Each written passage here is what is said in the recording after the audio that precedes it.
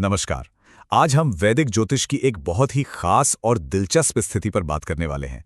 लग्न में बुध, यानी जब मर्क्यूरी आपकी कुंडली के पहले घर में बैठा हो। तो चलिए इसको गहराई से समझते हैं। देखिए, ज्योतिष में जो पहला घर होता है, जिसे हम लग्न भी कहते हैं, वो दरअसल खुद उस इंसान को दिखाता है। मतलब उसका व्यक्तित्व कैसा है, उसकी सोच कैसी है, वो दिखता कैसा है और जिंदगी में वो किस तरफ जाएगा, ये सब कुछ लग्न से ही पता चलता है। ये पूरी कुंडली की नींव है, समझिए। और सोचिए, जब इसी घर में बुध ग्रह आकर बैठ जाए, जो कि बुद्धि, बातचीत, लॉजिक और कम्युनिकेशन का कारक है, तो ये एक बहुत ही कमाल का कॉम्बिनेशन बना देता है। बुध वैसे तो एक न्यूट्रल ग्रह है, जिसकी अपनी कोई फिक्स नेचर नहीं होती। वो जिसके साथ बैठता है वैसा ही रंग पकड़ लेता है। तो आइए अब सबसे पहले ये देखते हैं कि जब बुध लग्न में आता है तो किसी की पर्सनैलिटी पर इसका असर क्या होता है।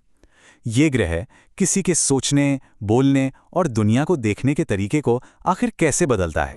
लगन में बुध की सबसे बड़ी खासियत ये होती है कि इंसान दिमाग से बहुत तेज और हाजिर जवाब होता है। मतलब जवाब हमेशा तैयार। उनकी बातों में एक तेजी, एक चतुराई होती है और वो अपनी बातों से किसी को भी मना सकते हैं।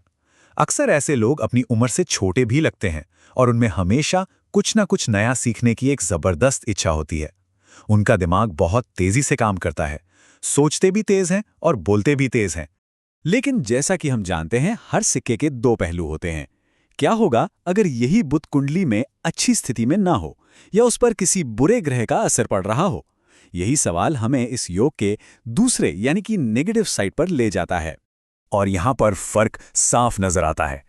जहां एक मजबूत बुध इंसान को डिप्लोमैटिक और एक शानदार कम्युनिकेटर बनाता है, वहीं दूसरी ओर एक कमजोर या पीड़ित बुध उसी इंसान को चालाक, बहुत ज्यादा बोलने वाला और हर वक्त बस सोचते रहने वाला बना सकता है। जहां मजबूत बुध तुरंत फैसले लेने की क्षमता देता है, वहीं कमजोर बुध कंफ्यूजन और सिर्फ ऊपरी ज्ञान देता है, गहराई नहीं।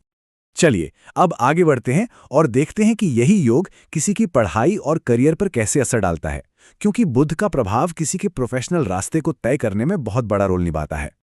क्योंकि बुध का सीधा संबंध कम्युनिकेशन और इंटेलिजेंस से है, तो लग्न में इसकी मौजूदगी अक्सर टीचिंग, राइटिंग, जर्नलिज्म और मार्केटिंग जैसे फील्ड्स में कामयाबी दिलाती है। बिजनेस, अकाउंटिंग, आईटी और यहाँ तक कि ज्योतिष और कंसल्टेंसी जैसे काम भी इन लोगों के लिए बहुत अच्छे रहते हैं। अगर बुध मजबूत हो तो इंसान एक बहुत बड़ा वक्ता या सलाहकार बन सकता है। अच्छा, पर्सनालिटी और करियर तो हो गया। अब एक नज़र डालते हैं कि ये कॉम्बिनेशन जिंदगी के दूसरे पहलुओं जैसे कि रिश्ते, सेहत और अलग-अलग राशियों में इसके कैसे-कैसे नतीजे देखने को मिलते हैं। ज्योतिष का एक बहुत जरूरी नियम है कि हर ग्रह जहां बैठता है, वहां से ठीक 7वें घर को पूरी ताकत से देखता है। तो जब बुध पहले घर में होता है तो उसकी सीधी नजर पड़ती है 7वें घर पर, जो पार्टनरशिप और शादी का घर है। जाहिर है, इसका सीधा असर रिश्तों पर पड़ता है। इसी वजह से ऐसे लोगों का जीवन साथी अक्सर बहुत समझदार और बातूनी हो सकता है। शादी में प्यार के साथ साथ एक मजबूत इंटेलेक्चुअल कनेक्शन भी होता है। हालांकि एक चुनौती भी है।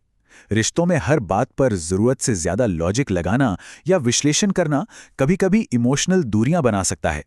तो यहाँ दिल और दिमाग के बीच एक बैलेंस बनाना बहुत जरूरी हो जाता है। अब बात करते हैं सेहत की। अगर बुध मजबूत है तो नर्वस सिस्टम अच्छा रहता है, इंसान अलर्ट रहता है और बोलने में कोई दिक्कत नहीं होती। लेकिन अगर यही बुध कमजोर या पीड़ित हो तो ये स्किन से जुड़ी परेशानियां, नर्वस सिस्टम में गड़बड़ी, बोलने में हकलाना या तुतलाना और एंग्जाइटी जैसी दिक्कतें दे सकता है। एक बात और याद रखना बहुत जरूरी है कि बुध का रिजल्ट इस बात पर भी बहुत निर्भर करता है कि वो किस राशि में बैठा है। अगर वो अपनी ही राशि यानी मिथुन या कन्या में है तो क्या कहने, जबरदस्त बुद्धि और सोच में क्लैरिटी देता है। लेकिन अगर वो अपनी नीच राशि मीन में हो तो कंफ्यूजन और इमोशनल ओवरथिंकिंग पैदा कर सकता है।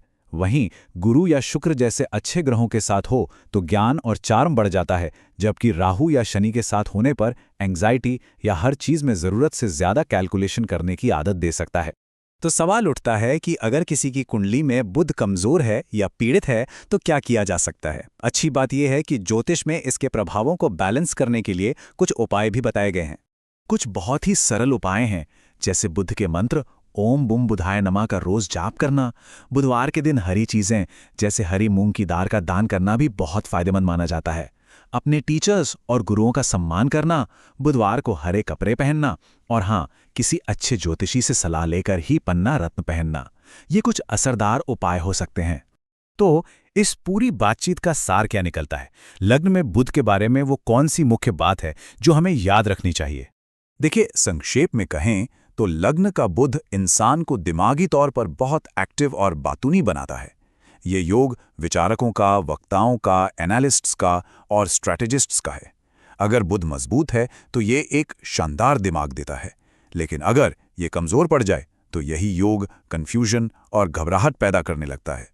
और आखिर में ये समझना हमेशा बहुत जरूरी है कि किसी भी नतीजे पर पहुंचने से पहले पूरी कुंडली का विश्लेषण करना बेहद जरूरी है। दूसरे ग्रहों की स्थिति क्या है, उन पर किसकी नजर है, कौन से ग्रह साथ बैठे हैं, इन सभी बातों का ध्यान रखना पड़ता है। और यही तो ज्योतिष की खूबसूरती और इसकी गहराई है।